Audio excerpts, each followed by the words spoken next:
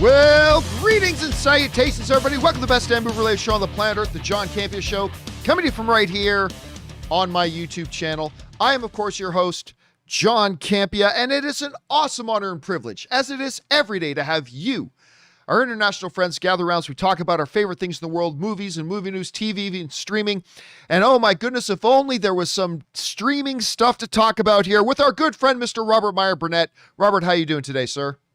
John, you know, it's Wednesday, and on the Mickey Mouse Club, that was always Surprise Day, and I think people are going to be surprised just how much great movie news there is to share, and I'm excited to be part of it. Movie news and a little bit of streaming news. Obviously, today, guys, we are going to talk in a non-spoiler way about Loki Episode 1. Now, just so you guys know, a little bit later today at 4 p.m. Los Angeles time, it was 5 p.m. We've bumped it up to 4 p.m. But at 4 p.m. Los Angeles time, a little bit later today, we will be doing our open Loki spoiler discussion. So if you want to come and join and talk about all the Loki spoilers, come on in and join us there. We ask, since Loki Episode 1 has only been up for a few hours, if you guys are watching live, don't spoil anything for everybody else in the live chat. That would be appreciated because there's probably a bunch of people who haven't had a chance to see it yet. But come on back at 4 p.m. when we do have a big open spoiler discussion. And we do have a lot of good things to talk about here today, guys. We've got obviously the Loki stuff. We got some Christine stuff. We got some movie theater stuff. We got some Nightwing stuff. We've got some Book of Boba Fett stuff. A lot of stuff here to talk about here today. So here's how we're going to do it. In the first half of the show, we're going to talk about all of our predetermined topics. And then in the second half of the show, we're going to take your live comments and questions. If you want to get in a live comment or question on the show, simply go down into the description of this video. You'll see a tip link there. Just click on that, or you could enter it in manually at www.streamelements.com/movieblogtv/tip. You'll be getting your comment or question on the show if it's appropriate for the show. And of course, you'll be supporting the channel at the same time. And all of us here involved at the John Campea Show, thank you guys very, very much for your support. Okay, guys, with that down, let's get into a couple of off the tops here, shall we? And our first off the top is this. You know, Rob, if you rewind a little bit, one of the many DC projects that had been announced and then went nowhere and things like that, one of them that had a lot of people very interested was a Nightwing project. There was a project coming about, you know, the guy who, Dick Grayson, who was the original Robin, went on to become Nightwing and then went on to become Batman for a while as well and back to being Nightwing and all sorts of good stuff. But anyway, Chris McKay, who was the director, the wonderful director of the Lego Batman movie, Rob. I can't remember if you ever got around to watching the Lego Batman movie. Yeah. It's so good. It's so good. I mean, I was truly, truly surprised by how completely entertaining that little Lego Batman movie was. He's got the Tomorrow War coming out. Chris McKay's also just been announced recently to be directing a Johnny Quest movie, which is going to be really interesting. But he was attached to do a Nightwing movie. And then because of all the delays of what was going on with the Batman at the time, it kind of bumped things off and he had to leave the Nightwing project. But he didn't leave it entirely. Now, Chris McKay is talking again and doing his promotion for the Tomorrow War. Chris McKay is now out talking about what the status is. He was asked about what is the status of Nightwing? What's going on with that? And apparently it may not be completely dead. According to Chris McKay, he said the following: I hope it's still a reality. I hope that that we still get to make that movie, talking about Nightwing. As far as I'm concerned, it's not lost yet. It is obviously something that they've had other priorities. They've had other challenges. They've had things that they needed to do, and I think that they found their way. I think their recent success and the stuff that they are planning on doing now, I think it opens the door for us to still be able to do a Nightwing movie. Whether you call it in an alternate universe or you pick in their multiverse version, which universe it's part of, there are different ways into it. But Nightwing is a big, action-packed, emotional movie. Because remember, he's got the script written already. It may not budgetarily be similar to what we're doing with the Tomorrow War, but from a scope and scale standpoint, as far as the kind of action and the kind of heart, that's what Nightwing is going to be all about. And this, again, comes to us from Chris McKay. And Rob, I got to tell you, I've never really known how you fit Nightwing into the existing DCU. Like I've always kind of felt with the DCU being as it is, at this point, trying to put Nightwing into it was always going to feel forced and shoehorned. It just wasn't going to feel natural. But with Warner Brothers taking the genius step of creating Elseworld kind of stories outside the DCU, like with Joker, as Chris McKay says, this opens up the door a lot. Like, that means this movie that I've written, we could do, and you can just say it's in an alternate universe. Say it's in an alternate title. It's something separate from the DCU, and in that world, you know, young Dick Grayson became the ward of Bruce Wayne, grew up as Robin, then seceded away from Batman and became his own hero, Nightwing, and this is his story. It puts that back on the table. And Rob, I'm not going to lie, one of the reasons, just besides the fact that, you know, Richard Grayson is still my favorite Robin, and whatever, and I think his story is incredible. I love the idea of this because of Chris McKay. I've really enjoyed his work and the stuff that he's done, and I'll tell you what, I hope, hearing the way he's framed this, I hope this happens. Now listen, directors are often very optimistic, and so it would have been nice to hear him saying, oh, yeah, this is going to get done. I would rather have heard him say that. I'm still iffy. I don't know if this is going to happen, but I know I would like it to happen. Rob, 2 questions for you. After hearing Chris McKay's words here, number 1, do you think a Nightwing movie will happen? But number 2, are you even interested in Chris McKay's iteration of Nightwing at this point? What are your thoughts? Well, I'm a huge Nightwing fan because I was a big Teen Titans fan. The original actually not the original, but the second volume where George Perez and Marv Wolfman created it. It's one of my favorite comic series of all time, and that's where Nightwing was introduced. So I've always loved that character. I've always loved the Dick Grayson iteration when he changed into Nightwing. And I do think, like, look, you know, we see in Zack Snyder's version of Justice League and of Batman, we see like the version of Robin who died, and it wasn't Dick Grayson, I don't think. So you could theoretically bring in a character like Nightwing and have him tied to the Batman in some way. It's just, again, we haven't seen their relationship yet. And I think it would make for interesting storytelling if halfway through the movie that Nightwing had to consult Batman and Obi-Wan Kenobi style or something. So I think you could make a Nightwing movie work. And again, if it has a great script and obviously a great person playing Nightwing, I would definitely be there for that.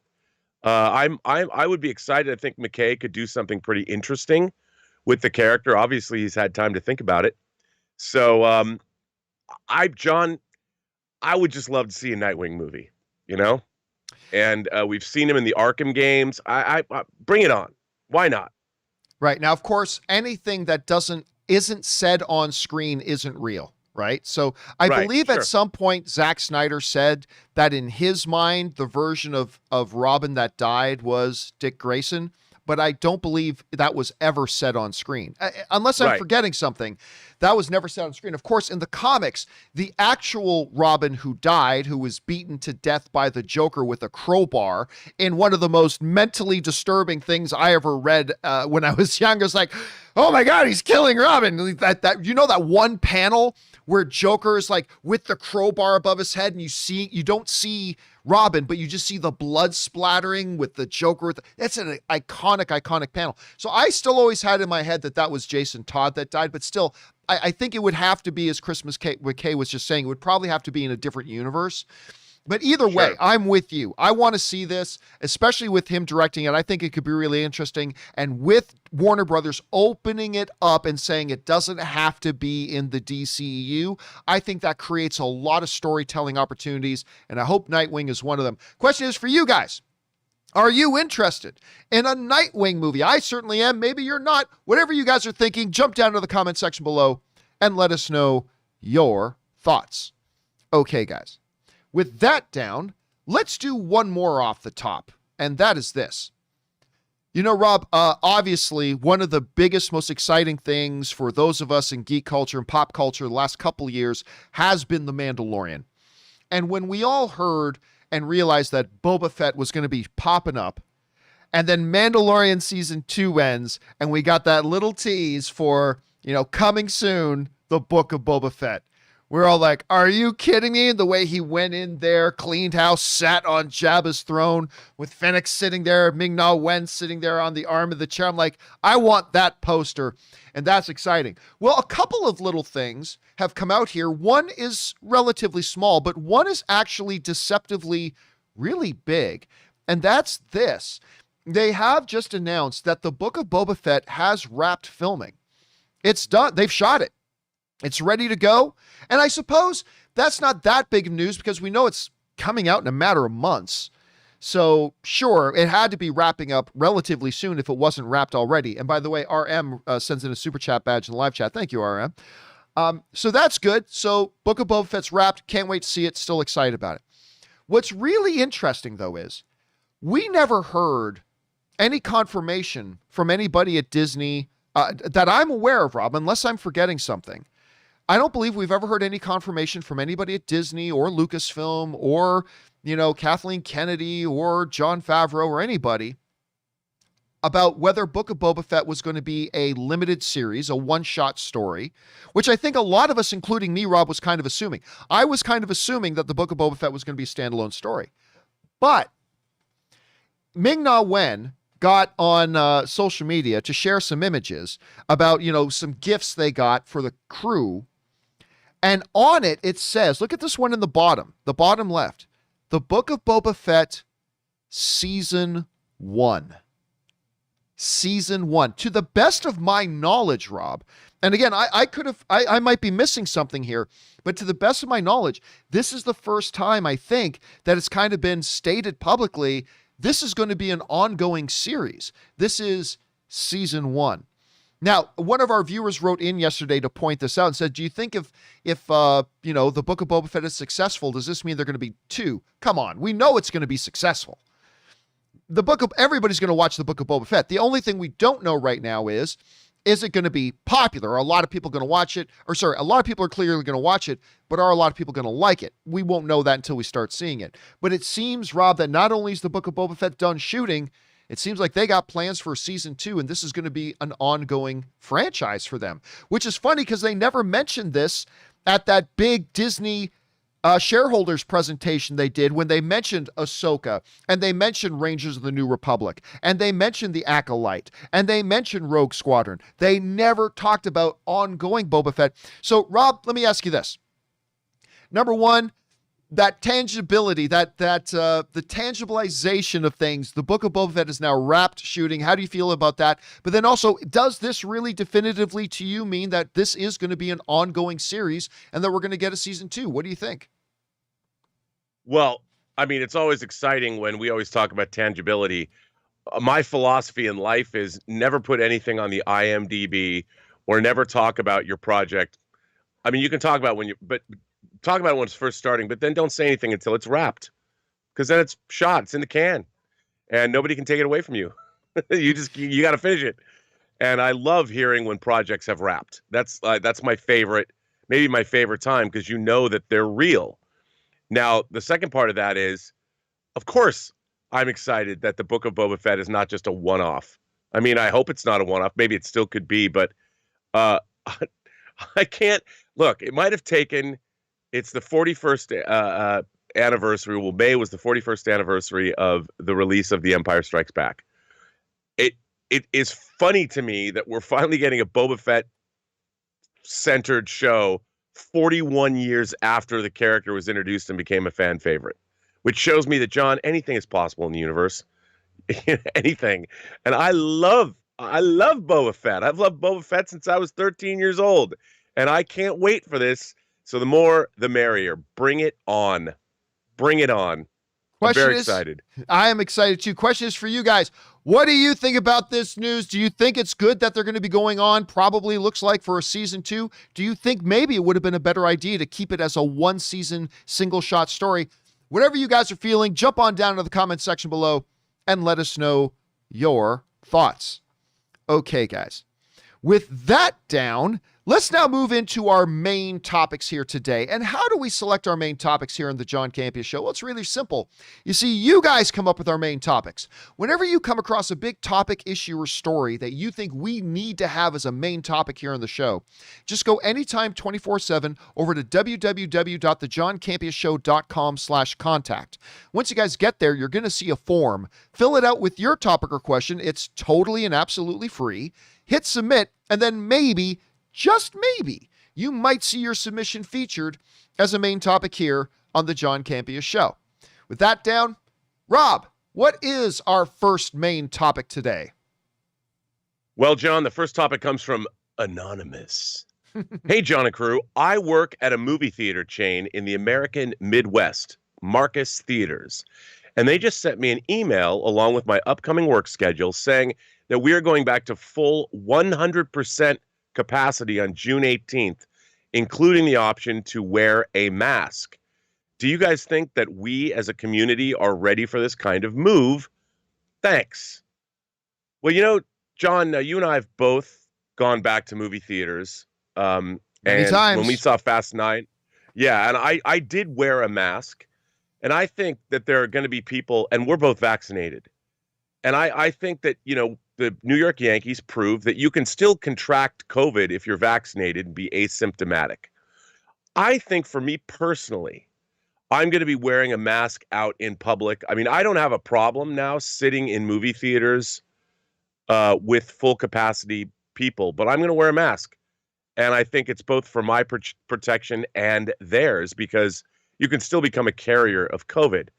But that's just for me. Now, the Wrap says, we got this from the Wrap, consistent with the latest CDC guidelines and following consultation with public health experts, AMC theater guests who are fully vaccinated are no longer required to wear face mask coverings at AMC locations unless it's mandated by state or local ordinances. AMC said in a statement to the Wrap, guests who are not fully vaccinated are asked to continue wearing masks. All other aspects of the AMC Safe and Clean policies and procedures, including seat blocking, remain in place at this time. So AMC is not going to go full capacity yet. But I just think for me, John, I've been wearing masks for 16 months. And I don't have a problem wearing masks for a couple hours when I see movies for the foreseeable future. I mean, I don't have a problem with that. I've never seen it as a personal liberty issue. I have a choice now whether I want to do this. I choose to do it. For, as I said, for my own safety and other people's. I don't have a problem at all with that. I just like the fact that theaters are going to be opening up. More people are going to be able to see movies. But for me, that's kind of where I'm coming from, because look, this pandemic is by no means stopped. It's still ongoing. Things can still happen. I'm glad that I'm vaccinated, but like everyone has pointed out, not everyone else is. So why not err on the side of cautions? No skin off my nose. Unless my mask gets a little chafy. Here's the thing. Hearing from that Marcus Theaters now is planning on lifting all restrictions. That means they're going to go full theater. They're going to go full blown. And one must assume that if Marcus Theaters is doing that other chains are going to start to do that, like AMC, like Regal, like Cinemark, like on and on and on. And the question, and now obviously they will only be able to go full restriction free in areas and states and counties that allow that, but that is starting to open up, and that's becoming a thing. How do I feel about the lifting of restrictions of limited theater capacity, the lifting of restrictions of mask wearing, the lifting of restrictions of seat blocking and things like that? I'm a little bit torn on it, Rob, because on one hand, I feel like, man, I feel like now that we've got the pandemic on the run, now that we're getting more and more people vaccinated, now that we're seeing new numbers dropping almost daily, there's a part of me that feels like now is the time to really put the foot to the floor and really just eradicate this thing. You know, when you get your opponent against the ropes, that's not the time to ease up. That's the time to up the attack. And there's a part of me that feels like that. On the other hand, I gotta say, as somebody who has been vaccinated, and Rob, we just had a housewarming party here where we had like 30 plus people over who were all vaccinated and we could all be around. In California, nearly 50% of the population is fully vaccinated now. It's getting close to that number. Do I feel opposed to the idea of maybe in some areas where the numbers have dropped enough that it's gotten to the point that officials are saying, we feel it's okay that these places can open up again? A part of me also thinks, well, then maybe it is okay to open it back up again. And, keep a close eye on it. And if things do seem to start to get worse, okay, then implement the lockdown again, implement the protections again. But I got to say, while I myself, Rob, if I was in charge of one of these theater chains, I would probably keep the restrictions in place for a little bit longer, but I'm not opposed to them lifting it right now. I just feel pretty good, and maybe I'm being naive, but I feel pretty optimistic and pretty good about where things are right now, at least in terms of where we live in the United States. There are certain places in the world, like our brothers and sisters over in India, who are having a really, really rough time. So notwithstanding that, right here, things seem to be pretty good. They seem to be heading in the right direction. So I'm okay with it for now. It's going to be interesting to see how that kind of unfolds. Question is for you guys. What do you think about this? That it looks like some of these theaters are getting ready in just a couple of weeks to completely lift all restrictions in the areas that they're allowed to do that. Is it time to do that? Is it a little premature? How do you guys feel about it? Jump into the comments section below and let us know your thoughts. Okay, guys. With that down, let's move on to main topic number 2. And our second main topic today gets submitted to us by Leo. And Leo writes, "Hey, John, me being someone who always knows when specific movies, mainly by my favorite studios like Pixar, are coming out, had no clue until earlier that Luca is coming out in 10 days, 9 days now." From when he wrote this, it's actually 9 days now. "It feels as if there is no hype for this movie. Why? Is there not enough advertising, or is something else the issue? Let me know your thoughts." All right, thanks a lot for sending that in, Leo. And yes, of course, Luca, the newest film from Pixar that I still consider to be the best, not just animation studio. I think Pixar is the best movie producing studio in the business. I just think they have the highest win rate. I just feel that way. Marvel is real close on their heels, but I still feel like Pixar is the best movie producing studio there is. But that's just me. So they got their new one coming out, Luca. Now, I wasn't terribly excited about Luca at first, because the first teaser they put out, Rob, you remember, I didn't think looked all that interesting. And then the second trailer came out, and I thought, well, damn, that actually looks pretty good. The second one actually looked pretty good. Very Pixar-y. Now, for those of you who don't know much about what is Luca going to be, here's a basic synopsis. Luca follows the story of Luca Paguro, played by Jacob Tremblay, and Alberto Scorfano, played by Jack Dylan Grazer, young sea monsters living beneath the water's surface who decide to adventure on land in the Italian town of Porto Rosso. Luca and Alberto spend a summer filled with gelato and scooters, all while trying to keep their identities a secret from the locals. Along the way, they meet Giuliana Marco. Let me see if I can say this right. Marcovaldo, being voiced by Emma Berman, a young girl who helps them defy the town bullies and learn about the world above the sea. All right, and listen, again, the second trailer came out, and it looked really good. The second trailer came out, and I thought, okay, now I'm invested. But I think Leo is right in saying this movie is 9 days out, and I hear nobody talking about it. I hear nobody buzzing about it. And Rob, traditionally, when we get to be within 2 weeks of a new Pixar film coming out, we get a lot of questions coming in about those movies, about a lot of big movies. When it's less than 2 weeks out, we start to get more and more questions about them. We see more and more discussions online about them. We see people getting excited, and I am simply not seeing that excitement. I'm not seeing it. I'm not getting messages from people. We're not getting things. Nobody's talking about it. The question is why?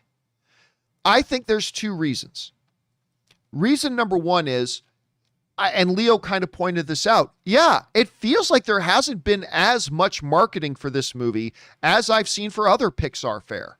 I feel like for a lot of other Pixar and Disney types of stuff, we've been getting much more marketing. So that's number one. But I don't think that's the main thing. And Rob, this may be controversial. Maybe people don't agree with me or whatever, and that's fine. But I think the main reason, Rob, we're not getting a lot of conversations about this is because Disney made the decision to make it a Disney Plus launch.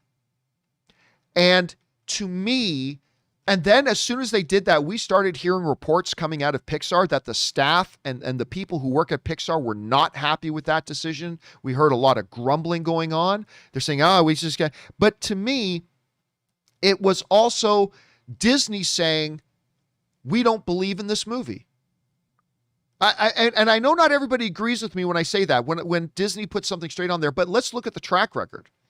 I mean, it just felt like Disney was saying to the world, we think Luca is a second-class animated movie and doesn't deserve the big, true theatrical treatment. And the moment that happened, I think people's expectations drop, and I think it dropped off a lot of people's radars. I'm not saying it should or shouldn't. I'm simply saying I feel like that's what happened. And so, yeah, it's a little bit of a combination, Rob. I think it's number one, it's part of it is that I haven't seen as much marketing. But number two, I just think when they announced this was going to be a Disney Plus thing, I just think people thought, oh, okay, so Disney is telling us not to even think about this movie anymore. So again, I may be right, I may be wrong. That is simply my speculation at this point. Rob, number one, maybe I'm alone in this. Have you felt a lot of buzz for Luca that maybe I just haven't seen? And if not, what do you think the root cause of the fact that we're not hearing people talking about an upcoming Pixar film? How do you see it? Well, first of all, I really think Pixar's kind of gotten the short end of the stick during the pandemic. I mean, I thought Soul was a wonderful film, and it's something that should have been seen in a theater, and it wasn't, obviously. I understand why these things are happening, but to me, a movie like Luca, I think it looks like a wonderful movie. I really do. I mean, it looks to me like pure, unfiltered Pixar, whatever that is. And I find it strange that that it doesn't have a massive marketing push behind it. I mean, like you, I'm like, well, I've seen the trailers, but I didn't realize it was, when you're telling me this, I'm like, wait a minute, it's this close to coming out? How do I not know this? And I think in a way it's kind of a shame because Pixar has been delivering the goods for the better part, more than a quarter century now. And I would think that Pixar is one of Disney's crown jewels. And I mean, maybe it's because they think the subject matter is quote unquote soft, that it doesn't have the appeal of, say, I don't know, a Beauty and the Beast or a Cars or a Toy Story or something like that. But I think it's kind of a shame, dude. I think that this big summer movie, big Pixar release, potential Academy Award winner for Best Animated Film. I don't understand. I don't understand. And I'm looking forward to it. But like you, I'm sort of perplexed, to be honest. Me too. Question is for you guys. How are you feeling about this? Did you realize that Luca was just 9 days away? Have you been thinking about Luca? Maybe you in your circles, you have felt that excitement, and maybe we haven't. I don't know. Whatever you guys think about this, jump on down to the comment section below and let us know your thoughts. Okay, guys. With that down, let's move on now to main topic number 3. Rob, what is our third main topic today? Well, our third main topic comes from Dylan's Dialogue. Hey, John, I love your show and all that you do. Did you hear that Stephen King's Christine is getting a Blumhouse remake? Brian Fuller, TV's Hannibal, is attached to direct. What are your thoughts? And have a glorious day, my friend. Well, I have to say, by the way, thank you, Dylan, for that. I'm a huge fan of Brian Fuller. Obviously, full disclosure, I know him. He's a terrific guy. I think he's an incredibly talented writer. I think it's about time that he has a shot directing a film. And if there's one thing I know about Brian Fuller, he is incredibly passionate about the horror genre and about Stephen King. And I think that going back to Christine, a book that came out in '83, along with the same year as the Carpenter adaptation came out. I think, it's about time. It's been almost 40 years since we've had a Christine adaptation, and apparently he wants the movie set in the '80s, and we get this from Deadline. Sony Pictures and Blumhouse are revving back up Christine, a new version of the Stephen King novel that Brian Fuller is writing to direct. Jason Blum is producing for Blumhouse, and Vincenzo Natali and Stephen Hoban are also producing. The great thing about Vincent Natali, he directed movies like Cube, things like that. He worked for Brian Fuller directing episodes of Hannibal. Right. So to have Vincent Natali, who did also movies like Split, he's got more credibility as a director. So I think what's really cool about this package is that for Blumhouse's sake, Brian Fuller has not directed a feature before, but to have someone like Vincent Natali, a friend of his, a former employee who Brian could lean on for maybe advice, to have him on as part of the producing staff, I think makes this a really solid package. And I think Blumhouse knows. I mean, they're pioneering ways to get new people to direct things and at lower budgets, and I think it's a great way to go. My only question, John, is this. Blumhouse itself, if I can just speak about Blumhouse, I love that Brian Fuller is directing a Christine remake, but I hope that Blumhouse, which was kind of trailblazing, doing new things, has been kind of falling back to existing IPs, whether it's The Invisible Man, whether it's now Christine, Halloween. I hope that Blumhouse doesn't forget that it can be still trailblazing and do new things as well as obviously IPs that are very valuable. So I want to see Blumhouse continue to reinvent IPs like they did with Invisible Man, which I thought was terrific, and then also do some trailblazing. Keep doing those new, unique visions, Blumhouse. But thanks for giving Brian Fuller a job. I don't think there's any danger of that. I mean, all the while they've been doing this stuff, they've also been putting out a lot of smaller horror films too. Well, everything that Blumhouse does is small. And I think you're right. Revisit these older IPs while they keep continuing making new stuff. Was like Happy Death Day is a great example of that. Like, I love Happy Death Day. Stuff like that. As far as Christine goes, I gotta say I really do like the idea of it. Partially because of like what you were saying with you look what they just did with a revitalized property in the form of The Invisible Man. That movie was great. I had such a good time with that movie. And when you look at Christine, there are certain themes in Christine that maybe you couldn't have done in previous eras that you could do now. One of the big parts of our collective minds these days is the struggle about, we often philosophically deal with the struggle of our relationship with technology. And are we becoming over-reliant on technology, stuff like that? That's really a kind of element you couldn't have had in a Christine movie back in the 70s or 80s. But that's an element you could introduce in here as well, which could be interesting. And, another remake they did recently, a movie I always get confused with Christine, is Carrie. I always get Carrie and Christine mixed up. But not a couple of years ago, they did a Carrie revisit. And while not a lot of people loved it, I actually thought it was pretty good. But when you look at just the continuing love affair that people have with cars, the new element you could bring to it with the balance of technology in how our lives work, a good horror, and now you're adding Fuller. And you're adding Fuller to this. Like, again, not an instant home run, not an automatic win, but I think there's a lot here to give you some very legitimate optimism. I mean, could it turn out to be another sucky remake? Absolutely. But I also believe if you take a step back and look at it objectively, there's a lot of pieces of the puzzle here that could make something really, really good, potentially. Anyway, question is, guys, what do you think about this? They're going to go back and revisit Christine with Brian Fuller doing it. I think it's a good thing to take a shot at. How do you guys feel about it? Jump down into the comment section below and let us know your thoughts. Okay, guys. With that down, let's move on to main topic number 4. And our fourth main topic today gets submitted to us by Darren Feisen, who writes, "Hey, John and Rob. Okay, guys, Loki is now here with glorious purpose. That's actually the name of the first episode. I loved it so much. Just one episode in, and it's already my favorite of the MCU Disney Plus shows. I know you guys gave us your quick reactions before, but I wanted to know your more in-depth thoughts now that the first episode is out. Thank you, and bring on the filthy. All right, thanks a lot for sending that in. And yeah, look, there's no other way to put it. Loki was fantastic. It's fantastic.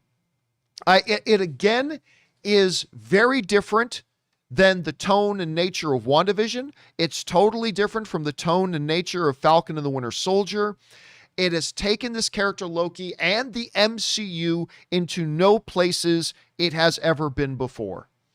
Like when we first realized that the TVA, the Time Variance Authority, was going to be a part of it, it's like, oh, well, that's new. They've never done that. I'm not going to give away any spoilers, but oh my goodness, you don't realize how big the implications are to the MCU as a whole that the Time Variance Authority is here.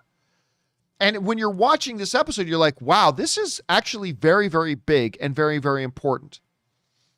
But for me, Rob, there was so much to love in this episode, but you and I were talking off screen before the show started. And there is a scene that is in the trailers where you see Loki and you see Agent Morpheus? No. What's his name? Morbius? No, that's not Morbius. Is Morbius. Yeah, Morbius. It is Agent Morbius. Mobius. That's it. Mobius. Like a Mobius loop. Yeah, so Agent Mobius, played by Owen Wilson, and Loki, played by Tom Hiddleston.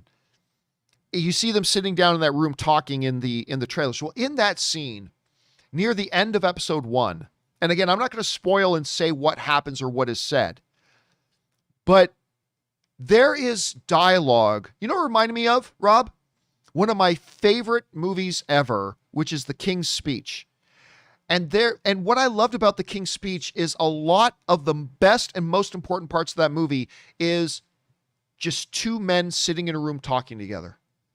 The scenes where you have Colin Firth and Jeffrey Rush just sitting in the room talking to each other is some of the most riveting stuff, I've seen on the big screen in a long time. And there's a scene similar to that that we see hinted at in the trailers, of Owen Wilson and Tom Hiddleston sitting there talking, and near the end of episode 1, some of the most truly profound, deep character work that's ever been done in the MCU is done in this episode.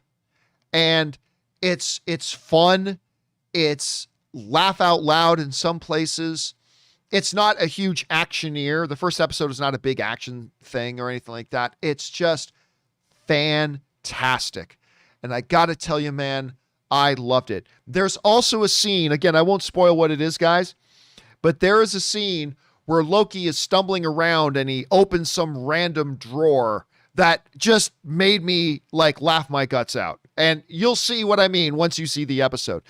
Again, I just thought it was incredible. Wonderful character work. Owen Wilson is fantastic. Tom Hiddleston is fantastic.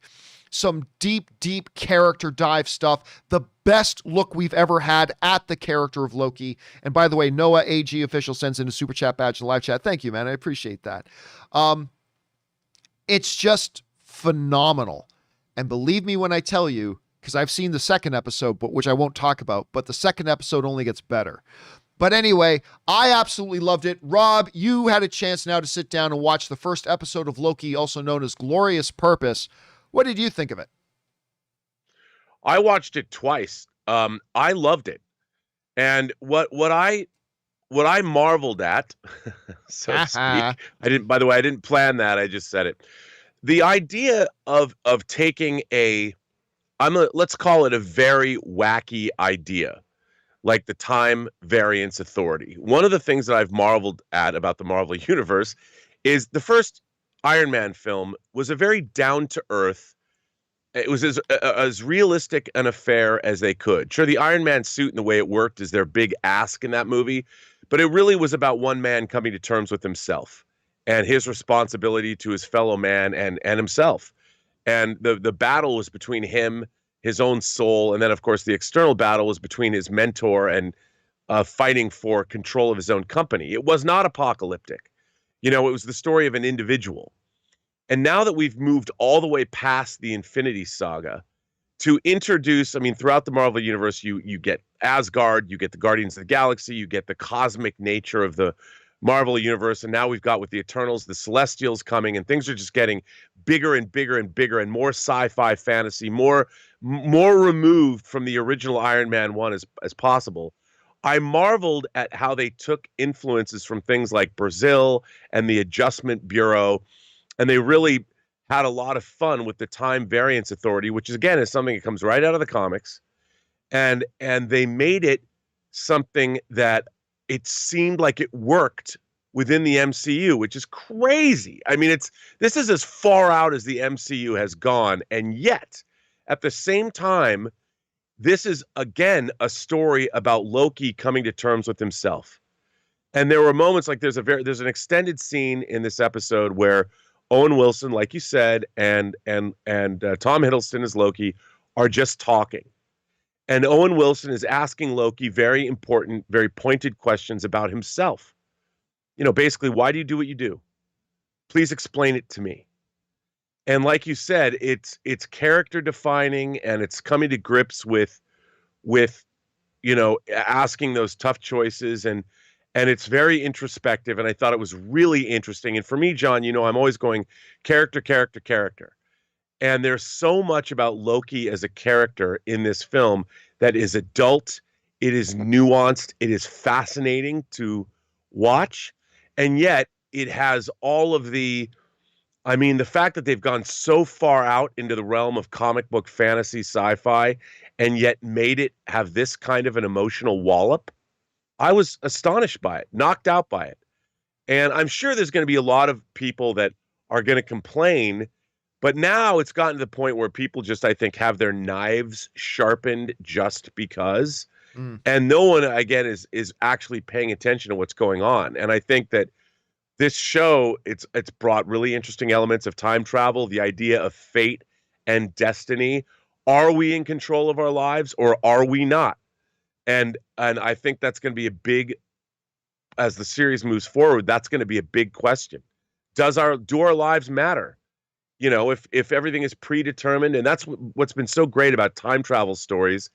Are our lives predetermined, or do we have choice? And I think that's part of what this show is ultimately going to be about, because that's what the character of Loki is facing. What is the choice? Who am I based on the choices, the sum total of the choices I've made? And I think that's fascinating stuff to deal with in a comic book TV series. There's again, it's not to spoil anything. I will tell you one line that is in the series, and it's a question. So this isn't a line that reveals something big, okay? But it's Owen Wilson talking to Loki, and he simply asks him a question that is, do you enjoy hurting people? And that just illustrates the type of character work they do with Loki and the soul exposing that they do of Loki in this. It's a scene that I loved. It kind of just represented the entire episode to me, with a lot of, you know, the jovialness of the Loki character that we love so much, but then it gets dead serious. And man, I'm telling you, I loved this episode so much. I think it's my favorite premiere of the 3 Disney Plus series we've had so far. Oh, yeah. You know, I really like the first episode of WandaVision and the first episode of Falcon and Winter Soldier, but I think this is the best one they've done yet. As far, I don't know if it's going to go on and be the best show they've done, but as far as one episode goes, that's why I feel bad. Now, listen, guys, I just want to remind you that today at 4 p.m., so you still got like 5 hours to go and watch Loki if you want, but today at 4 p.m., we are going to be doing an open spoiler discussion about Loki, where we'll go into all the details about it that you guys want to talk about. The event is posted on the YouTube channel right now, so you can see it there. You can wait for it. You can go over there, start talking to each other right now, but we'll do that at 4 p.m. today. Anyway, the question for you guys is, if you had a chance to watch the episode 1 premiere of Loki, Glorious Purpose, if so, what did you guys think about it? Jump on down to the comment section below and let us know your thoughts. Okay, guys, with all that down and out of the way, let's spend the rest of our time here today, shall we? Taking your live comments and questions that you guys have been sending in. Once again, if you want to get a comment or question on the show, simply use the tip link that's down in the description of this video or enter it in manually at www.streamelements.com/movieblogtv/tip. Remember, by sending it in, we are not obligated to read your comment or question because it might not be appropriate for the show, but we read almost all of them. And again, thank you guys so much for supporting our show on that level. Okay. With that down, let's get on over and start taking your live questions, shall we? We're going to start things off here with Anonymous, who writes, so, as an East Coaster, WandaVision's 3 a.m. viewing wasn't terrible with the struggle only being Friday till the weekend recovery. Now Loki will have me a mess midweek. Damn you, Disney. Rob, it goes back to the thing we were talking about before. I still don't like this move by Disney. I get it. If it was for a technical reason and it spread out the server load, I understand, but I still don't like it. You guys had, what was it? Mandalorian viewing Fridays or whatever it was. People have made traditions out of watching the new premiere prime Disney Plus shows coming out on Thursday at midnight for us on the West Coast, or Friday, wherever else. It felt weird that it came out last night. I don't know. Did you adjust to it fine, or did it still feel weird to you too?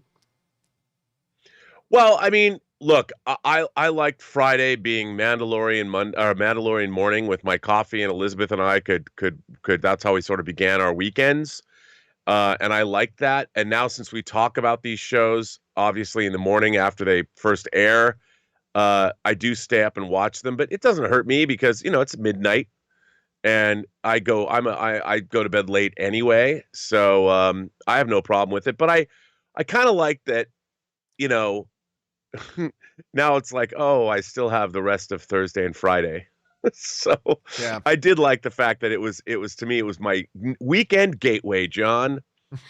So. All right, let's move on here. Next up, we've got Casey McNatt, who writes, hey, John and Rob, if Rob is there, and he is here. I just wanted to ask if you've seen Sweet Tooth yet. I've been hearing some pretty good praise for it, and I want to get to it, but I still need to catch up on some shows that I'm watching. Have you seen Sweet Tooth yet? And of course, this is the new one that on Netflix that Robert Downey Jr. and his wife are the producers of.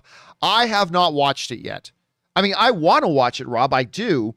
But I was explaining to people, my TV dance card has been completely full lately. Like getting caught up on Handmaid's Tale, watching all of Lucifer season 5B, then watching all of Warrior, getting caught up on Superman and Lois, and now I'm trying to get caught up on Mare of Easttown, and I don't have a lot of time to watch TV.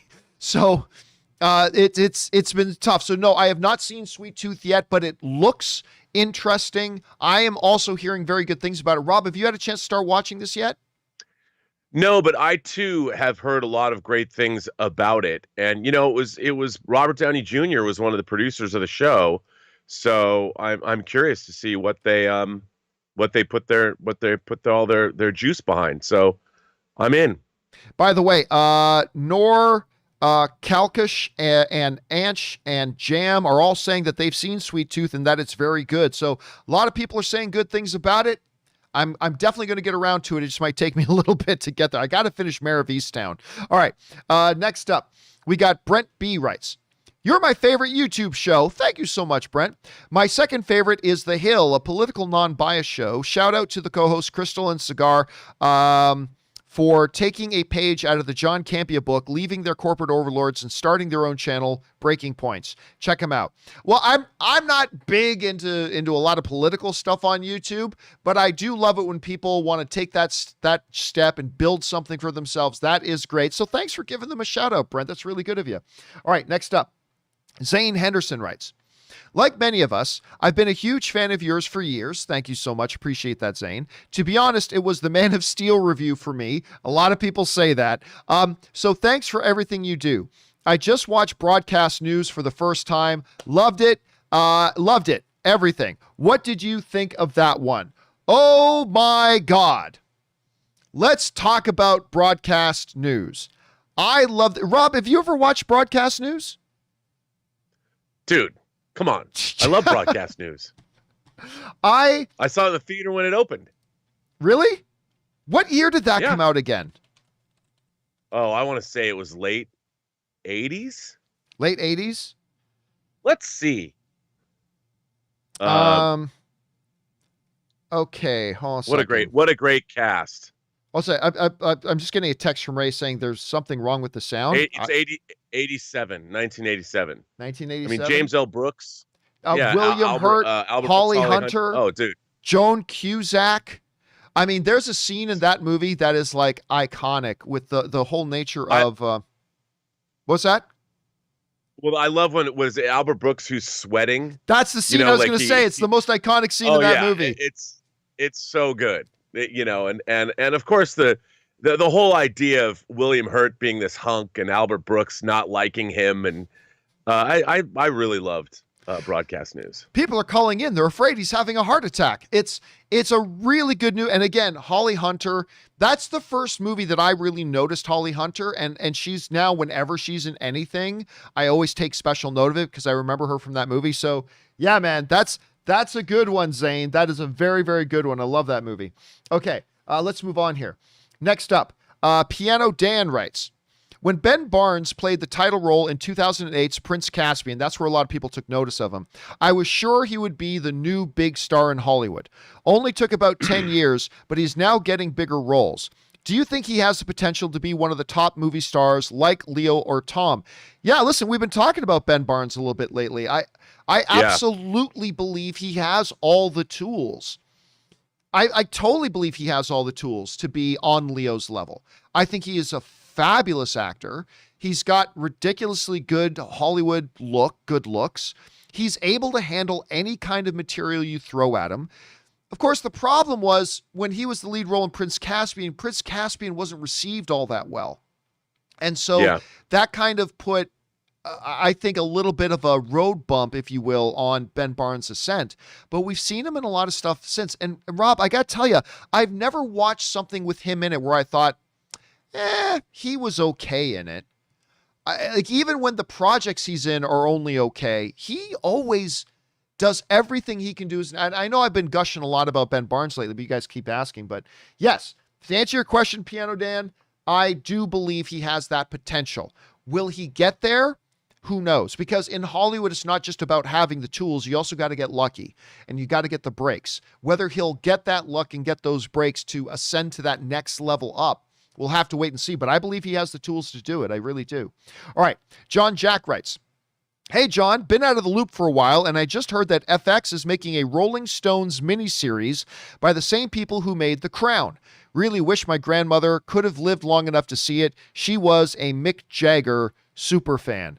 And Rob, you want to talk about, I mean, they are the original bad boys of rock and roll. I mean, it's the Rolling Stones, man. It's still the Stones. I remember I had a chance to see them in Toronto many years ago, and I still didn't know how they were standing. They all looked pretty frail, right? And 10 years later, they're still playing shows now and again. Oh yeah. And they are still the Stones, and a lot of people consider them to be the greatest band of all time. And when you look at all the individual members, there's a lot of drama there. I mean, there's a lot of stuff you could do something on. So are you interested in a Rolling Stones project? Dude, I love the Stones. I've always loved the Stones. I saw them in concert in the Kingdom like in 1980, for the first time. I mean, I've loved the Stones my whole life. And, I still think, look, again, they're proving that staying creative, you do not have to give up. I mean, you can work literally till you drop dead and create new music. They created new music during the pandemic. And I think God bless those guys for continuing on. And they're still rocking, 60, 70 years later. I mean, it's amazing. In human history, how many people have been like the Stones? Be like the Rolling Stones, John. That's what I say. And by the way, Goho Meister sends in a super chat badge in the live chat. Thanks for that, man. And like, I remember one of my favorite quotes ever, and I may not be remembering this word for word, Rob, so correct me if I'm wrong. But I remember Keith Richards, who is probably like a walking petri dish, but Keith Richards, like with all the drugs he's used, I remember a reporter asked him once at a press conference, and they said, Keith, it's been said that if there was a nuclear holocaust, the only things that would survive are the cockroaches and you. What would you do? I'd eat the cockroaches, which is like one of the greatest moments in rock and roll press conference history. Is one of the great, and of course, Keith Richards, for those of you who don't know, Keith Richards is who Johnny Depp modeled Captain Jack Sparrow after. He's like, I want him to be Keith Richards. I want him to be Keith Richards, which is why in one of the Pirates movies, they brought in Keith Richards to play Captain Jack's dad. So anyway, a lot of little connections there. So anyway, thanks for sending that in, man. All right, next up, we've got BK Dan. And BK Dan writes, John, from your mouth to Twitter, I crap you not. I just saw Gus's gas station movie reviews.fart was trending on Twitter with almost 700 tweets. Somebody sent me that. I saw that somebody sent me that the other day and said, John, did you see Gus's movie reviews.fart is trending on Twitter? I'm like, go figure. So social media is a strange place, man. The funniest things that catch on is really weird. But anyway, thanks for sharing that, BK. Gus's gas station movie reviews.fart. All right, Casey McNatt writes, hey, John, seeing all the reviews for Fast 9, there's only one way I will see that movie, in a theater with the 4DX capability. Even if the movie is bad, I'll actually get a thrill out of that experience. And listen, I have personally never been to a 4DX theater, but I've heard it's a good I've heard it's good. I mean, it's a bit of a novelty to it, but I've heard it's good. Rob, have you ever been to one of those 4DX theaters? You know what? I haven't. And I've heard some people like them. I mean, I got to be honest, it doesn't really appeal to me in terms of, I don't need gimmicks, but it might be cool. The people that like it really like it. And maybe one day, I mean, I'll if it's easy for me to step right in and see what it's all about, I would do it. I have no objection to doing it. Here's the thing too. I'd go. Oddly enough, as truly awful as Fast 9 is, and it's awful, but I could see a 4DX experience with a movie like that. That could actually kind of work. I mean, that could actually kind of work. So it'd be interesting to see. All right. Next up, we've got an anonymous viewer writes, Michael Rosenbaum said he is working on something new with Tom Welling. Rumor has it it's a Smallville continuation animated show. What's your interest, thoughts, or would you be interested? Absolute zero interest. Listen, I liked Smallville. I watched all of Smallville. I really like Tom Welling. Michael Rosenbaum was a great Lex for that alternate universe sort of thing. But a Smallville animated series, no. I'm not interested in that at all. And by the way, I don't believe the rumor. I think probably, listen, Michael Rosenbaum and Tom Welling, they already do several business ventures together. As a matter of fact, they do a business venture with, why am I freezing on the name of the dude who played Arrow? Why am I freezing on his name? Stephen Amell. Stephen Amell. They did a business. They're doing a business thing with Stephen Amell as well. So I don't know. I know the rumors and anime thing. I doubt it would be. Rob, personally, I would have zero interest in a Smallville animated series. I think the series was great. It's done. I don't know. Would you have any interest in a Smallville series? Well, if it was good. I mean, watching stuff like Invincible but I'm like, I think to me, Smallville kind of all the TV shows that have ever been on the air, I think Smallville got a great shake. I mean, do we need more Smallville? Didn't we get enough? Yeah, we got an awful lot of it. It's been a lot of years. It depends how it was, really. All right. Next up, we've got, where are we at here? We are at Ron Frazier, who writes, in celebrations of a new Dungeons and Dragons movie in production. I'd like it. By the way, Chris Pine is in that. I'm fascinated by this. Anyway, I'd like to list some movies that remind me of Dungeons and Dragons. Some of my favorites are Arnold's Conan films. Yeah, for sure. And of course, Lord of the Rings, but also Guardians 1 and 2 because they're quirky ensemble films. What are yours? Well, I don't know. I don't walk around with a list in my head of films that remind me of Dungeons and Dragons. Okay. Even though it's completely different in many ways, Rob, I'll mention one. Krull. Krull reminds me of a Dungeons and Dragons, even though there's different elements to that, I know. But that's one that kind of reminds me of a Dungeons and Dragons movie. A modern one is the Pixar film Onward, the one that came out just as the pandemic was starting. That whole movie is a Dungeons and Dragons adventure. And if you've seen the movie, you know what I'm talking about. I don't know, Rob, if you think of movies that are like Dungeons and Dragons to you, what do you think of? Well, the first thing I think about, only because this movie came out when I was playing Dungeons and Dragons a lot, was Dragon Slayer from 1981. Oh, yeah, of course, yeah.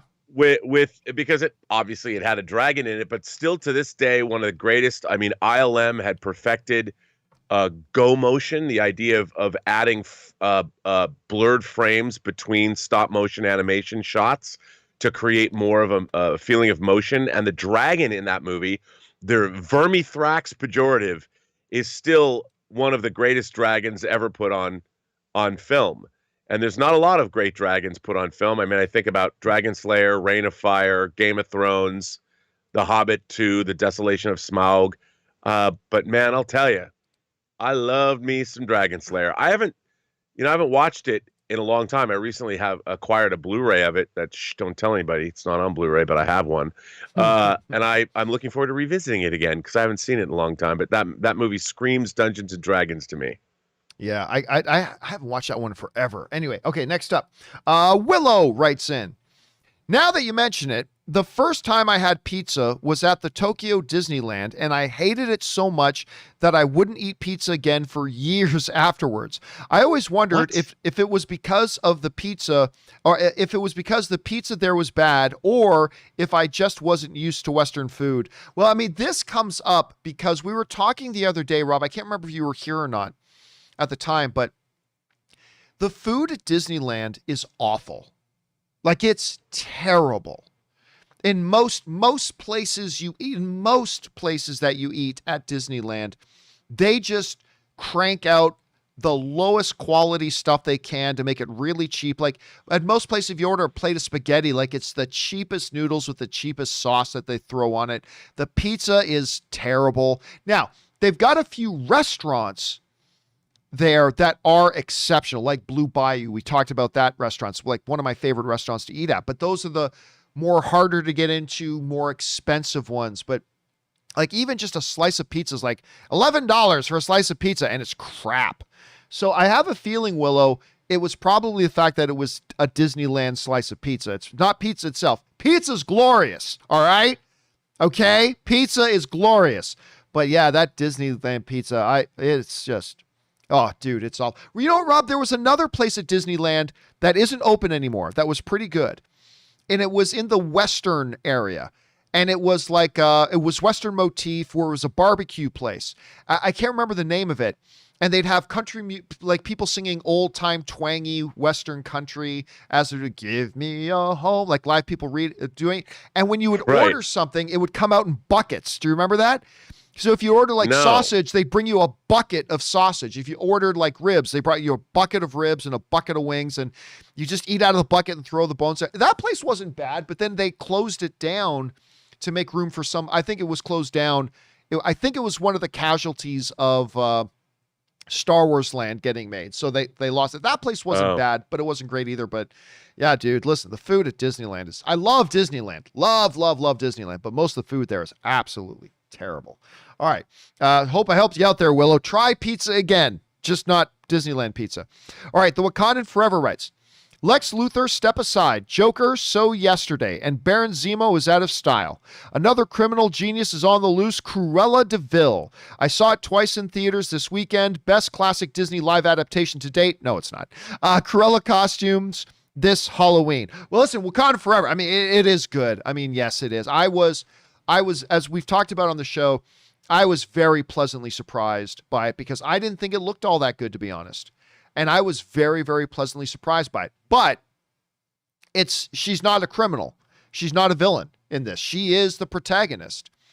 And there is nothing about her that is the villain at all. She's edgy. She's got attitude, but she's not the villain. She's the good guy, which is one of the things that actually drove me crazy about Maleficent. But they do it a little bit better here. So yeah, now look, I still believe, Rob, that the best live action Disney animated adaptation they've done, I still think is Cinderella, directed by Kenneth Branagh. which didn't it also have Emma Thompson? No, was it Kate Blanchett or Emma Thompson who played the wicked stepmother? It was probably Kate Blanchett, wasn't it? Yeah. Yeah. Okay, so but anyway, I think that's the best one, but this might be to me the second best one they've done. Although, man, I really like Guy Ritchie's Aladdin too. I like that one a lot. I mean, not as much as the original animated one, but that one was great too. But yeah, Cruella was definitely a pleasant surprise, Wakanda, and it absolutely was. All right, next up. Ryan G writes, "Hey John, but you are wrong about season 4 into The Flash. It is really good." No, Ryan, I am not wrong. You are wrong. Anyway, you're wrong about season Flash. It's really good, but I think seasons 3 and 6 are pretty bad. Season 5 was a mix for me, and seasons 1 or 2 are great. They should have ended it with season 5. I don't know if they should have ended it with season 5. Like, here's what we do, Rob. What we often do is, once they do something that is kind of subpar, we say they should have ended it before that. Well, not necessarily. Like, look, there have been many shows that have had a bad season and then they recovered from that and got back on track. So I don't know if it means they necessarily should have ended there. I will say I think they need to end the show now, though. Like, when you look at what's going on with Flash, I think they need to end the show now. But I don't know. Do you think they should have just killed it after season 5? Not necessarily. I mean, to me, it's easy to say in hindsight if things disappointed. But at the time when they're being made, look, I think the 7th season of Star Trek The Next Generation is not the greatest season in the world because the creative team was running out of gas. But then we did get All Good Things from that season, which is one of the great series finales ever. The best series finale ever, in my opinion. Yeah, and I think that, look, as much as I would prefer more. People keep trying. People keep making things. I mean, look, yes, some things don't work out, but I'd rather have them than not have them. I guess. That's a good philosophy. I like that. All right, let's move on here. Next up, we've got Star Wars Lost X Freak writes, "Hi, friends. Speaking of the movie Inside Llewyn Davis, tidbit worth mentioning is that it includes the first, much possibly the last, Poe Dameron, Kylo Ren musical collaboration." That's right, because Oscar Isaac and, why am I freezing on the guy who plays Kylo Ren's name? I'm forgetting his name. Don't know why. Anyway, Kylo Ren musical collaboration in a very funny song featuring also Justin Timberlake. Prequel of the prequel. The next time we saw those two together on screen was in the great and promising opening scene in The Force Awakens. What a thrill this movie was, and how disappointing the third one. Still, thank you, Lucasfilm, for that entertainment. And yes, Driver is the guy who did it, by the way. And I see you guys are throwing that in, Adam Driver. So Adam Driver, Oscar Isaac were originally together. Of course, I don't think they did anything together before that in Inside Llewyn Davis. And I am with you, man. Like, yeah, The Force Awakens, I will still argue with anybody. The Force Awakens is fantastic. It's a fantastic movie. I love it. It's just unfortunate that they couldn't have been bothered to sit down and make out a plan for the 3 films that eventually and inevitably led to what the disaster that the third film was. But hey, it's all subjective. Maybe you loved all of them. It's all good if you did. All right, thanks for sending that in, Star Wars Lost X. All right, next up, Brooks Kirk writes, "Hey, John, my wife and I will be flying into California to visit relatives on the 4th of July weekend. Since they live just outside of LA, I was hoping to check out 1 or 2 of the movie theaters LA has to offer. Could you give me a recommendation? Thanks." Well, that's kind of easy, but also unfortunate at the same time. Because on the one hand, the one you really got to visit is still there. And that is the Chinese theater that's right in Hollywood. I mean, that's the place where the original Star Wars debuted. That's where, I mean, it's just, that's the place to go. That's the thing you got to go. You got to go to the Chinese theater. There's so much history, so much richness there. It's just a theater you must go to. Unfortunately, the second one I would say you need to go to is no longer an option, which is the Cinerama Dome. Just because of the very unique experience that place was. It was Rob's favorite place to go. And by the way, I would bring in Rob, but it looks like Rob's internet went out. I'm getting a text message from Rob. Yeah, his internet just went out, it looks like. So I don't know if we're going to be able to get Rob back or not. But I mean, it was his favorite place to go. The ArcLight Cinerama Dome was his absolute favorite place to go and watch a movie. It was his favorite place to go and watch a movie. And unfortunately, yeah, Rob just texted me this to confirm that his internet went out. Oh, well, so we'll see if Rob can get back on here, if he can, in a second. But at any rate, unfortunately, ArcLight became one of the victims of the pandemic, and the ArcLight went out of business. Now, AMC Theaters just announced that they're going to try to acquire that theater and reopen it, but it won't be open in time. So the one theater that I would recommend that you go and check out is the Chinese theater with all the history, and it's gorgeous and beautiful inside. You got to visit the Chinese theater. So anyway, I hope you have a good trip, Brooks. All right, next up, Ike Noko writes, one of two. I loved your rationale on what makes Thor worthy. Didn't consider how worthiness also may deal with, are you good for the people of Asgard or Earth? Think about it. The prestige of worthiness starts and ends with the protection and leadership of Asgard/Earth and the 9 realms. Imagine, hey y'all, I'm worthy now. I guess I'll go to Disney World. Have fun fending for yourselves. Got me wondering, if Asgard and Earth 9 realms are gone, then does that pose any ramifications to what it means to be worthy? Again, I don't know that there are. The MCU always stayed relatively vague on what it means to be worthy, right? Obviously, what is clear is that being worthy isn't just about being a good person, or otherwise a lot of people would have been able to lift the hammer, right? We talked about this the other day. The fact that Iron Man, like Tony Stark, who in the Avengers movie, at the end of the Avengers movie, Tony Stark is willing to lay down his life and sacrifice himself to take the nuclear missile through that wormhole into space, completely believing he was going to die doing it, but he was willing to do it to save everybody else. And yet, in Avengers Age of Ultron, he couldn't budge the hammer. He couldn't move it. So it's not just about being a good person. By the way, Thor is still a bit of a douche knuckle, throughout the other Thor movies, right? He's still arrogant and pompous and lies sometimes and all that kind of stuff. So it's not like he is the purest of the pure hearts. So it's when the All-Father Odin says, be they worthy, they're never really clear, what does worthy mean? What does it mean? Because so far in the MCU, only 2 people were really worthy. It was Thor and it was Steve Rogers. Now, Vision is up for debate because, Thor theorized that Vision was a robot. He was an inorganic thing, so him being able to lift it may not have counted. We'll leave that up to the fans to debate. But yeah, it's always been really interesting that they never really did hammer down, no pun intended, they never really did hammer down what does worthy actually mean. Anyway, thanks for bringing that up, Ike. All right, next up, Luke writes, hey, John and Rob, we just missed Rob, unfortunately. I know y'all have been recommended Banshee before, but really, this show kills.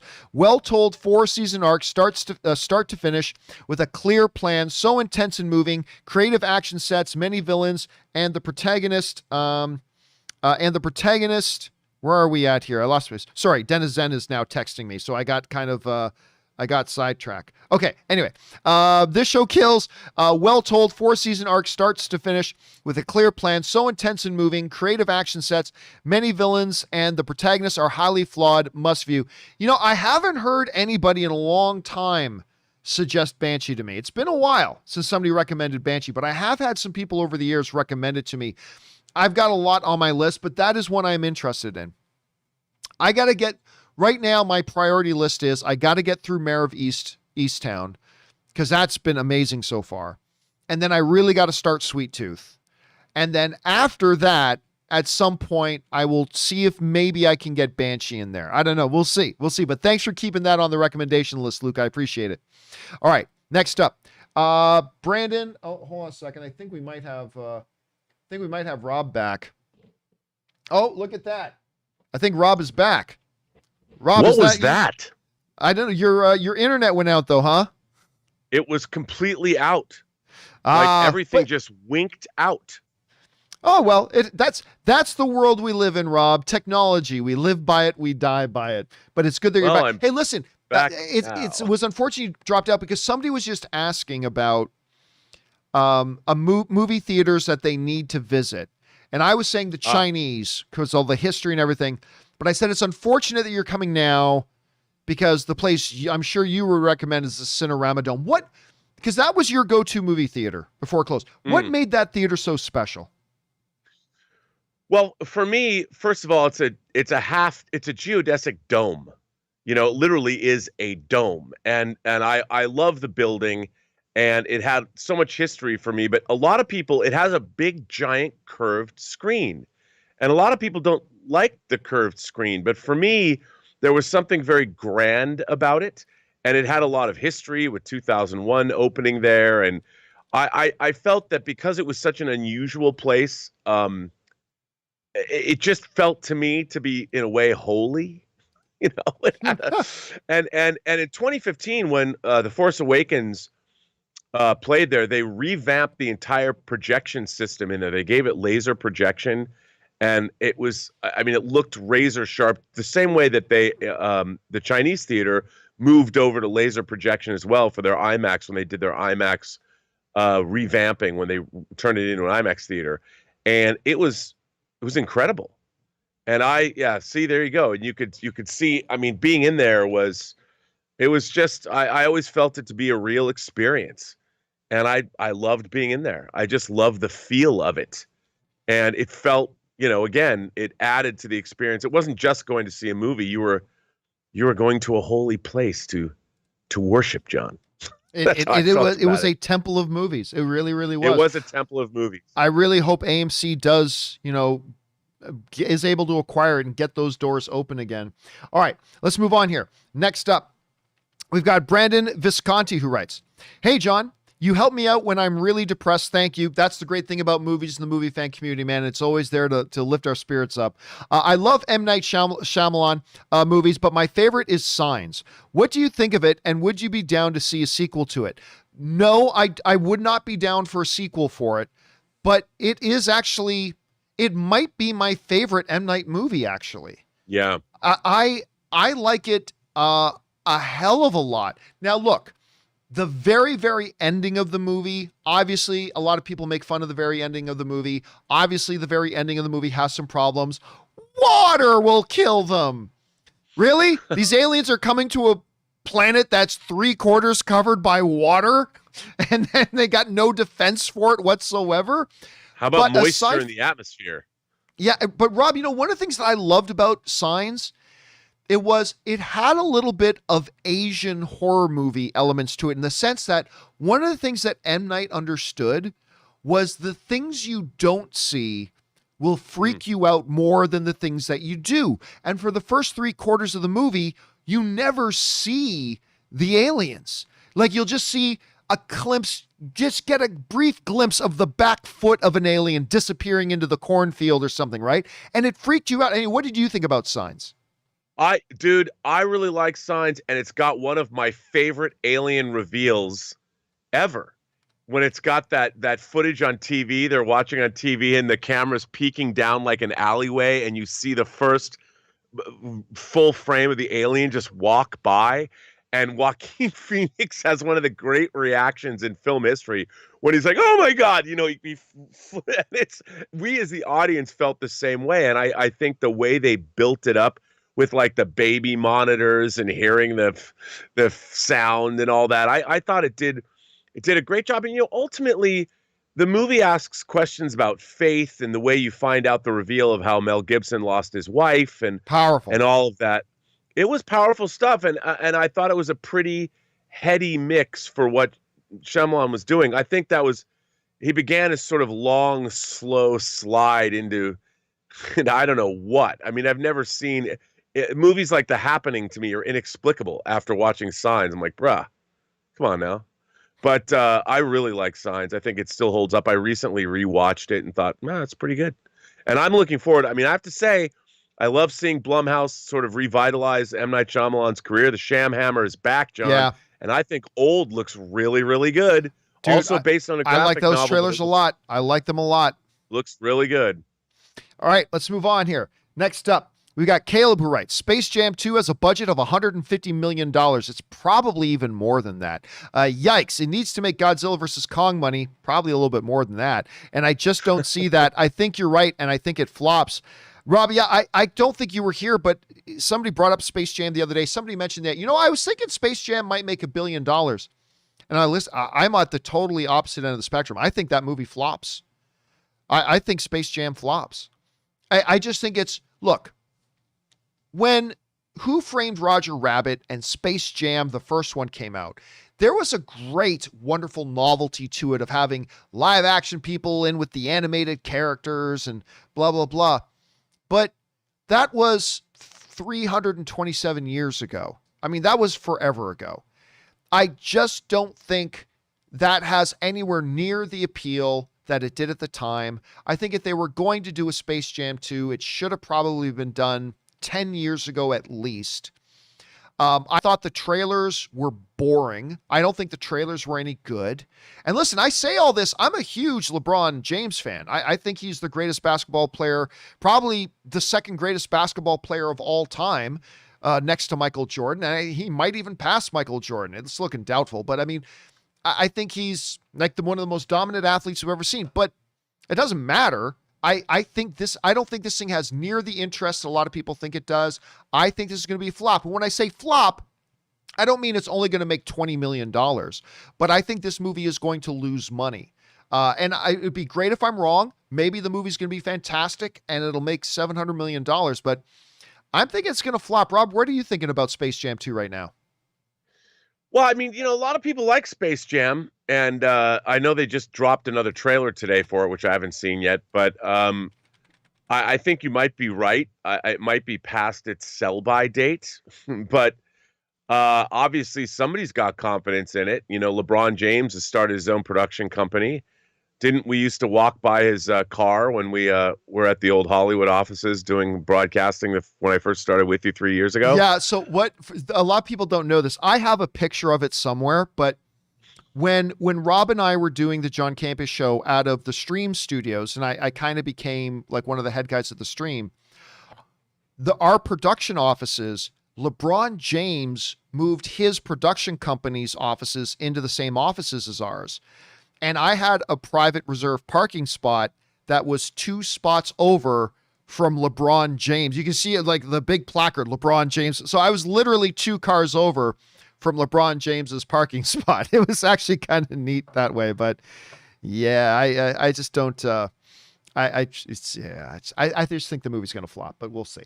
All right, next up, Peter Cunnington writes, hi, Jones, probably meant John. Did you hear that Jin Yoon, star of Kim's Convenience, said working on Kim's Convenience was painful and that some of the original season 5 storylines were overtly racist? I'm sad to hear this and that the show ended badly for the cast. Well, look, she didn't say, let's be specific here. She did not say her overall experience of it was painful. It was, they started to run into issues in season 5. Where some of the cast, including Simu Liu, were getting unhappy with the fact that the writer's room didn't have any Korean representation in it, and it's a show about a Korean family living in Canada. The fact that, the story group wasn't willing to take story ideas from the cast, and quite frankly, my position on this, I don't think a story group should take notes from the cast. The cast is there to act. But anyway, that's just my opinion, whatever. Other people have different feelings on that, and that's fine. But yeah, it again, everything, Rob, about the ending of Kim's Convenience, from how it was done to now seeing, how the cast were feeling in that last season, and the fact that they all got done so dirty by the showrunners by the end of it, including the networks were done dirty, and the cast and the crew, they were all done dirty by the showrunners. It's unfortunate to hear, and it puts a little bit of a stain on what is one of the truly great shows out there. But whatever, it's just going to get lost in history now. Okay, next up. Dank Reviews writes, Salutations, John Campea & Co. I have begun a YouTube review channel, and I find it enjoyable to discuss movies, TV, and entertainment broadly. I know you could talk ad nauseum on the do's and don'ts, but what advice would you give me? Blessings. All right, Dank. Well, I mean, it's a good question. I obviously can't sit here for an hour and tell you that stuff. I have put out a couple of videos. One is called How to Get Started in YouTube and Blogging, and one is literally just called How to YouTube. Let me see if I can find it here. Hold on a second. How to YouTube, John Campea. Yes. I think there it is. One of the first videos you'll come up, if you just do a quick search called How to YouTube, you will come across a video that I've done. Just search YouTube for How to YouTube by John Campea. Search YouTube for How to YouTube John Campea, and you should find this video there, and it's 3 hours long. And there's another one called How to Get Started in YouTubing. If you search for How to Get Started in YouTubing John Campea, it's an older video I did. That's another 2-hour one. Go and find that there, and hopefully you'll find all the information you need. And good luck on getting that going, Dank. Appreciate that. All right, let's see here. B. Wayne, New York writes, "Hey, JC. So happy you're finally enjoying the Warrior series on HBO Max. Me too, brother. I love it. This is the series I put on your radar about a year ago, you and a couple of other people. It's based on the OG story written by the iconic Bruce Lee. FYI, the fans of the series campaigned hard for HBO Max to pick it up. Come on, season 3. Yeah, and like I was just saying, I just got a text message from Dennis. Dennis is also one of the guys that really influenced me to check out Warrior because he was just going on and on and on about it. And I am loving this show, man. I breezed through 2 seasons in 3 days. So I'm all caught up, and I am now like you, just anxiously awaiting to hear that they're going into production on season 3.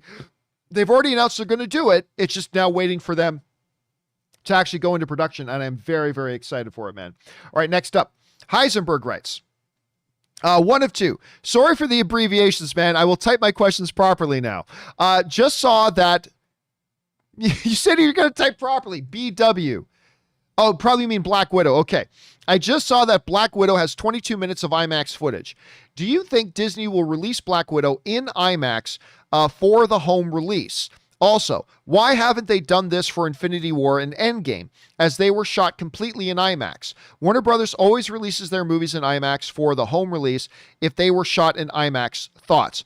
Rob, I'm not a physical media guy, you know that, so I really don't care much about that. But I know you have wondered out loud a little bit about, Disney's choices that they made about IMAX footage and that. What is it exactly Heisenberg is asking here, and what would you say to what he's asking? Well, one of the things, so as you know, in physical media, when movies are shot, they have IMAX releases. A lot of the time they vary in aspect ratios. So like the Christopher Nolan films, if you get them on Blu-ray or 4K, they switch between the IMAX aspect ratio, which is more of a box, as opposed to widescreen 2:3:9:1. Well, one of the things that frustrated me about both Infinity War and Endgame on physical media is Disney did not include the IMAX aspect ratios on the discs. So Thanos in particular, the Thanos scene suffered because, for instance, like in the beginning when Thanos is on the Asgardian ship and kills Loki, the IMAX version of the movie, you see more of Thanos, and the framing is different, and it looked better. And when you see on home video, and I believe on Disney Plus, they only release the regular standard widescreen version. And while it looks good, it's not as cool. And I didn't think that the Thanos scenes had the impact that they had in the theater if you saw them in IMAX. And it's unfortunate that they have not adopted the same strategy Warner Brothers adopted for their IMAX releases of, say, the Nolan Batman movies. All right. Does that answer the question? Does that answer the question? It absolutely does. Well done. Okay. All right. I'm glad you were here for that. All right. Next up, we've got Chuck the Mystery, who writes, "Hey, John, I know that your favorite film in the Indiana Jones franchise is the third one. Yep, Last Crusade. It's mine also. Not including Star Wars or Star Trek, are there any other franchises where you or Rob prefer one of the latter films to the original? Well, you know what? The first time that ever happened to me, Rob, I mean, outside of Star Wars, the first time that ever happened to me where I realized I like this one because of better than the original, oddly enough, is the Jackie Chan, Chris Tucker series, Rush Hour. Rush Hour, yeah. Because I didn't love the first Rush Hour, but I love Rush Hour 2. I love Rush Hour 2. And so that was like one of the first experiences to me outside of Star Wars where a sequel was better than, in my opinion, than an original. Now, we could talk about things like Lord of the Rings. I always look at Lord of the Rings as like one project. Even though it was 3 separate movies, I look at it all as one project, so I don't really think of it in those terms. So there's that. I'm trying to think of another franchise where like a sequel was better than the original. I don't, Rob, do you have any that come off the top of your head? Oh, Michael, by the way, Michael Brommer in the live chat says a good one. Terminator 2. Terminator 2 is a good one. I thought the second, it was very different from the first Terminator. You know, Rob, Terminator and Aliens are very, very similar in that way. Like one is kind of, the first one's got action, but it's kind of a horror thing. Then you go into the second one and it's like high tone, incredible action. But Aliens might be another one. What about you? Well, the first thing that came to my mind was the Road Warrior compared to Mad Max. Oh, right, yeah. You know, I loved the Road Warrior. I liked Mad Max. It was a great sort of low-budget exploitation film, but the Road Warrior took it to a whole new level. And again, I think Fury Road is better than obviously than the original Mad Max. But you know, people could maybe argue Godfather 2 might be better than Godfather 1. I think both are masterpieces, though. You know, and Star Trek 2: The Wrath of Khan people might think it's better than Star Trek: The Motion Picture. So you think? You know, well, I'm a huge fan of Star Trek: The Motion Picture, but no, it's just a different kind of a movie. But I think there are certain sequels. Some people would say Lethal Weapon 2 is more fun than Lethal Weapon 1, although I think Lethal Weapon 1's a great movie too. By the way, getting some really good recommendations in the live chat. The Rocky franchise to me is one that just got better and better. Like Rocky 4 is my favorite of the Rocky franchise. The Aliens franchise, Spider-Man 2. Spider-Man 2 was Raimi's Spider-Man 2 was probably better than Spider-Man 1. That's a good one. Toy Story 2. Yeah, I think Toy Story 2, that one's brought in by Peter Cunnington. Toy Story 2, I think, was a better one. Illmatic. X-Men 2. Yeah, I thought for a while X-Men 2 was the greatest comic book movie of all time for a certain period of time. That's a good one. I think the Fast and the Furious franchise got better. But not everybody agrees with that, but I thought it got better after 3. Yep. Some people are saying Evil Dead 2. Dark Knight. Better than Batman Begins. Some people dispute that, but I think that's probably generally accepted. So yeah, it's happened a lot more, but going back, it was the Rush Hour one to me that was the first one that I really noticed that. But anyway, Chuck the Mystery, great question, man. All right, next up. Chuck the Mystery also writes, speaking of third films, I can't recall you guys talking about your thoughts on The Godfather 3 Coda, which came out some months back. What are yours and Rob's thoughts on the additional scenes and restructuring? Do you think it was an improvement? I never watched it. I never watched it. I don't know if you guys know this. I really don't give 2 squirts of piss about codas or director's cuts or anything like that. The movie that came out is the movie.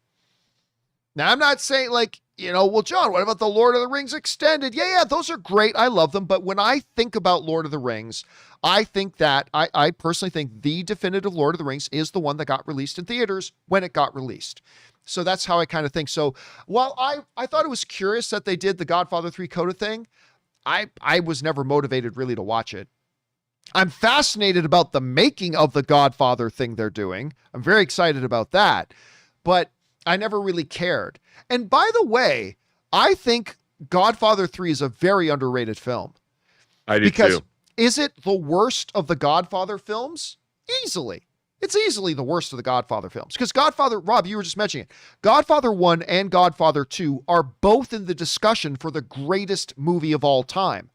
If you get 1,000 cinephiles together, there's going to be a lot of them that will argue that Godfather 1 is the greatest film of all time. A lot of them will also argue that Godfather 2 is the greatest film of all time. You're not going to find a lot of people anywhere arguing that The Godfather 3 is one of the greatest of all time. But I've always contended, Rob, I don't know how you feel about this, that Sofia Coppola, who, Francis decided to put his daughter in it, who is not a strong actress. Very good director herself. She herself is a very good director, like her dad. And it just kind of butchered all the scenes she was in. But that's all anybody talks about are those scenes that she was in. You take that out, the 90% of the rest of the movie is a very, very, very good movie. I don't know, Rob, what do you think about that? Well, look, I'm a big Godfather 3 fan. In the first episode of Sopranos, when first season of Sopranos, Christopher Moltisanti goes out west and was talking with a rapper.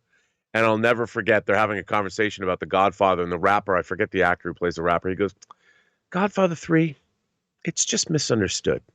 And I was like, yes, there's defending Godfather 3. I mean, I think Godfather 3, the story of Michael Corleone's potential redemption and admission and what he's trying to do with international immobiliare, I think the idea behind it is terrific. The problem is it's less genius than Godfather 1 and 2, and because obviously there's a huge weakness in Sofia Coppola's performance, and I think a lot of that stuff was a little bit half-baked, but there's a lot going on there that I think is really great, and there's some brilliant set pieces. It's beautifully photographed.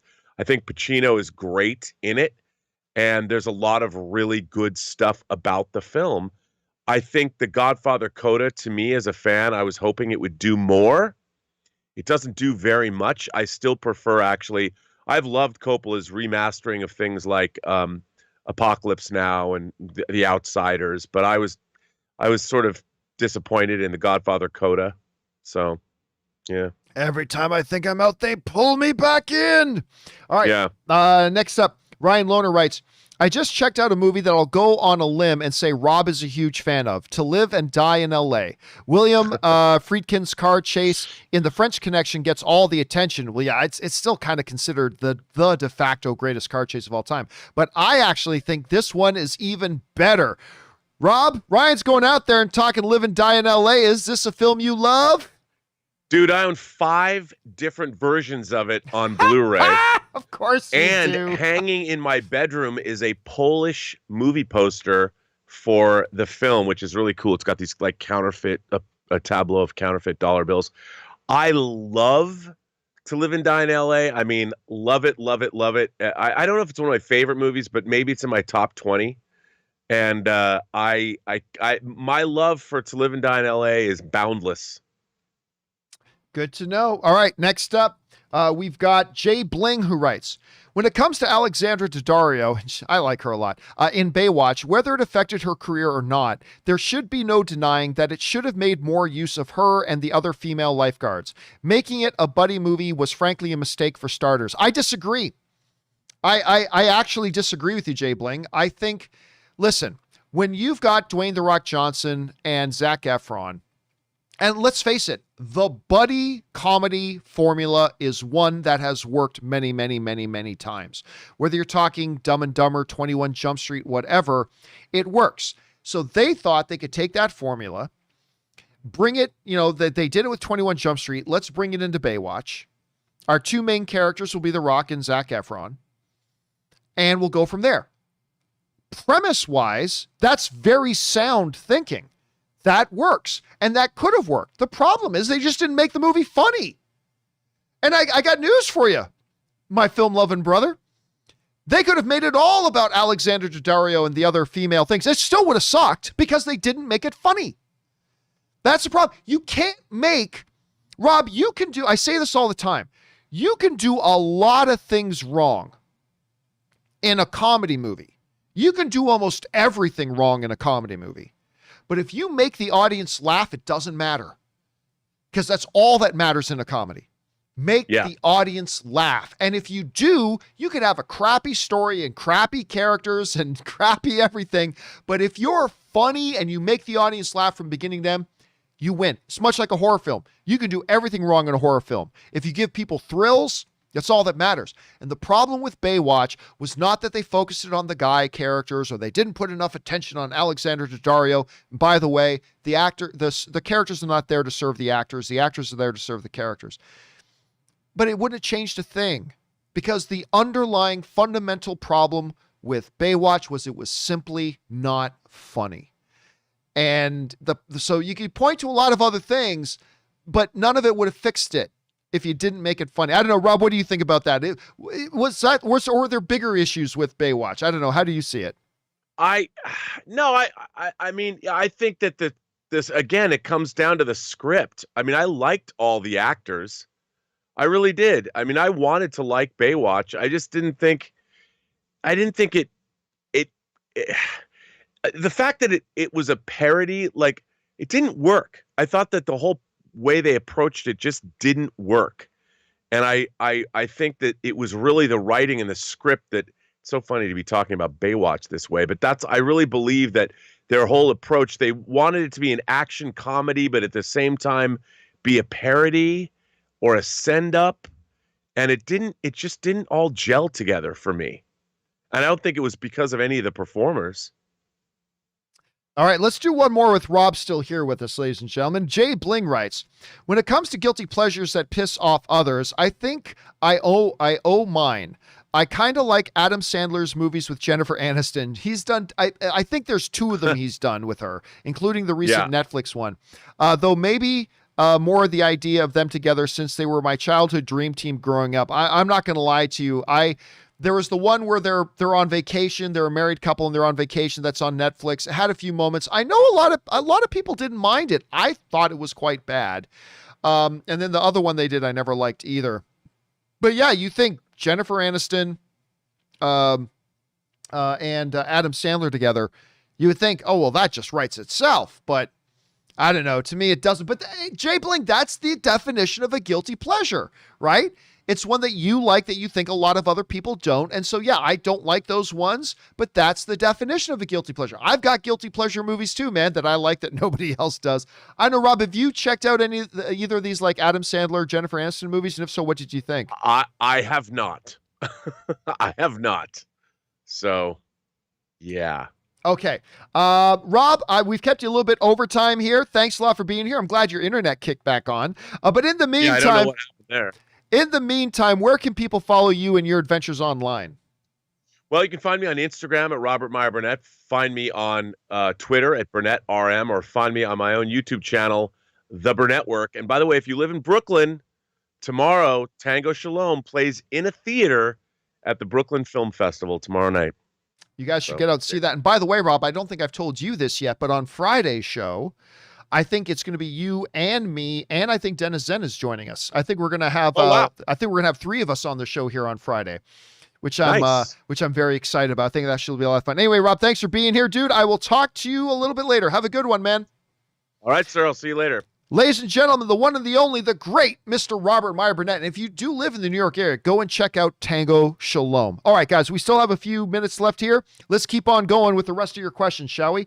Next up, we've got BK Dan writes, John, I just wanted to give you another chance to talk about your studio. Is that a 100,000 sub YouTube plaque in your director's chair? I personally think you should hang it and be proud of the community you've helped build here. Yeah, so in the background there, you see it right there on the chair. That's the little plaque that YouTube sends you. And you'll see several YouTubers have this. This is the plaque that YouTube sends you when you are when you hit 100,000 subscribers. Let me back up so the camera gets it in focus a little bit more here for a second. One second. See, it comes more in focus when I back up. Anyway, yes. Now that, of course, was like 150,000 subscribers ago, because we've grown a lot since then. Like we're approaching 200. We're getting close to 250,000 subscribers now, which is great. Or maybe we're over that or just under it. I can't remember. Anyway, yeah. And you know what? I think this is a really nice look. You'll hear a lot of us YouTubers, including me, complain about complain about YouTube and certain things they do. And I know you guys have heard me complain about YouTube too, but I will say this little thing they do is actually kind of nice. And it gives you incentive, and that when you hit this milestone of like 100,000 subscribers, they acknowledge it. And I got to say, these plaques are really nice. And now these friends of mine, the Fine brothers, they have like a diamond plaque, because I think it's for when they hit like 10 million subscribers. Meanwhile, I'm working on 250,000 and they've got 10 million. But yeah, but I think it's a very, very nice little thing that the guys do. Now, I can hang it up. I can. But right now, I kind of like having it in the shot, and the only way I can have it in the shot is if I have it there in my director's chair right now. But yeah, I'll probably hang it up at some point there. All right, thanks for pointing that out, BK. I appreciate that, man. All right, next up. Dan the Man writes, Quiet Place 2, best movie I've seen this year. I think so too. It's fantastic. Seen it twice so far. I've seen it twice as well. Cruella, brilliant, darling. Love the reimagining and the soundtrack. The soundtrack in Cruella was fantastic. It absolutely was. Conjuring 3, hot garbage. I didn't think Conjuring 3 was hot garbage. I thought it was okay. I thought Conjuring 3, again, I've said this before, but it kind of works if you look at it as a murder mystery. Because that really, when you break it down, Conjuring 3 isn't really a horror movie. It's really a murder mystery. And on that level, it kind of worked for me, but I'll say it was okay. P.S. If 7-year-old daughter complains about 30 minutes of trailers, it's a problem. She was not happy about it. Dude, don't even get me started, Dan the Man. Don't even get me started about 20, 25, 30 minutes of trailers in movie theaters. This has got to go. It's got to go. And at some point, I don't know for sure, but at some point, I might actually reach out to a whole bunch of other movie YouTubers and ask if we can maybe all get together and create a concerted push campaign to say, hey, movie theaters, stop this bullshit of 25 to 30 minutes of trailers before a movie starts. We like trailers. 25 to 30 minutes of it is bullshit, and it's got to stop. And I mean, obviously, they're not going to listen to me, but maybe if we get like 20 or 30 of the bigger movie YouTubers to come together in one big voice and put out this one video that says, hey, movie theaters, yeah, this thing you do, nobody likes 25 minutes of trailers. Stop it. You're ruining the movie experience. I don't know. That's just me. All right. Next up, we got time just for a couple more here, guys. Eddie writes, hey, John, first time I've watched you. The first time I watched you was when you streamed the Disney Investors Day. Oh, cool, man. And I remember watching you, because that wasn't that long ago. And I remember watching you and I was like, why haven't I seen this guy before? This is great.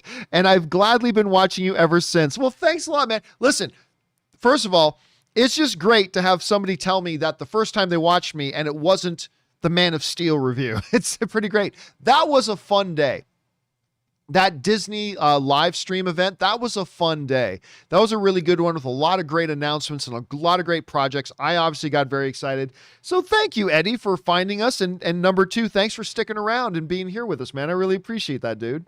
All right, BK Dan writes, John, you're talking spoilers. I just rewatched Titanic. Spoiler, the effing boat sinks. Now, where that comes from is one of our other viewers wrote in the other day saying, hey, John, you know, I get it. They were writing in, you kind of spoiled Entourage for me, because I was talking about the ending of Entourage and things like that. And my point was, well, look, that's a show that went off the air 10 years ago. At some point, the movie fan community and the TV fan community has to be allowed to openly discuss things about TV shows and movies. Like once it's been out for 6 months, or I mean, obviously much less than that, but we got to be able to talk about it, let alone a show that stopped airing 10 years ago, right? The funny thing about spoilers is one of the reasons spoilers is such a problem for a lot of people is because there is still no unified, agreed upon definition about what a spoiler is, right? Think about it. To some people, so there's this scene in the movie where they're eating in a diner. Ah, you You just gave away a spoiler. What are you talking about? I just said there's a scene where they're eating in a diner. I didn't want to know that there's a scene where they're eating in a diner, right? So there's some people that's like anything, any bit of information to them is a spoiler. And some people define spoilers that way. To some people like me, it's only a spoiler if it is a vital piece of information that fundamentally influences and alters the way I see that movie. For example, Sixth Sense, right? If you know going into Sixth Sense that he was dead all along, well, then that piece of information, that vital piece of information, fundamentally alters the way you see the entire movie. To me, that's what a spoiler is. To find out that there's a car chase in the third act, that to me is not a spoiler. To find out, oh, at one point, these three characters are running through a building. To me, that's not a spoiler, but to other people it is. And again, that's why I think it is such a problematic thing, spoilers, because none of us have the same definition for what a spoiler is. So I can be doing my show and think I'm not giving away spoilers, but then somebody else is watching it and thinking, you just loaded me with spoilers. Like, to me, a movie that came out over a year ago, you've had your chance to see it. If you were actually interested in that movie, you would have seen it by now. And all of us at some point have to be able to openly talk about it. So no, me saying this, and this about Avengers Infinity War, that's not a spoiler, but somebody else might consider that it is. And that's part of the problem. And it's difficult. And I think us as a film fan community, we have still never really figured out a way to properly navigate spoilers. So it's something that's going to continue to be a problem. All right. Next up, Eddie writes, so I was watching you talk about Ben Barnes and how come he's not an A-list actor. And honestly, I'm wondering the same thing. One role I thought he'd be perfectly capable of and get a lot of attention from is Doctor Doom in the MCU. Do you agree? No, listen, I don't agree. It's the same thing. You can't say he would make a good Doctor Doom when we have no idea what Doctor Doom is going to be like in the upcoming Fantastic Four. What you're saying is that Ben Barnes would fit Doctor Doom the way you have Doctor Doom in your head. But when the script gets written, Ben Barnes may not be a fit for that character at all, depending on how he's written. Right? Jack, here's a way I like to describe it. I like to use Joker as a good way to describe this. Jack Nicholson is a great Joker. But would he have been the right guy to play the Joker that we had in Christopher Nolan's The Dark Knight? Probably not. I mean, he's great, and I love his Joker. But would he have been the right guy to cast in the one that Heath Ledger played? Actually, I don't think that would have been the right fit.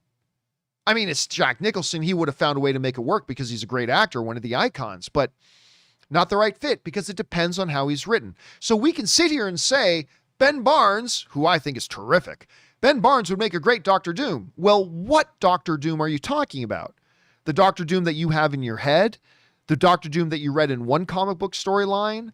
It's kind of hard to say. So listen, but if they announce tomorrow that Ben Barnes is going to be Doctor Doom in the MCU's Fantastic Four, well, then that means that they wrote the script and they think he's a good fit for it. And I know he's a terrific actor, so I'd be thrilled.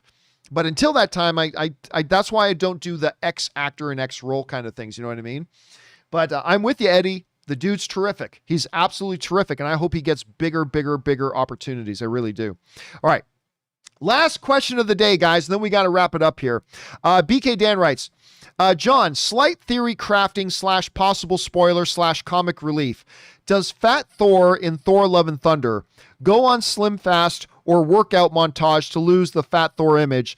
Sorry, had to. Too funny not to share. But listen, no, honestly, BK Dan, a lot of people have speculated that we are going, because don't forget, Chris Pratt as Star-Lord is also going to be in it. And remember, they were making jokes about maybe Star-Lord getting a little heavier.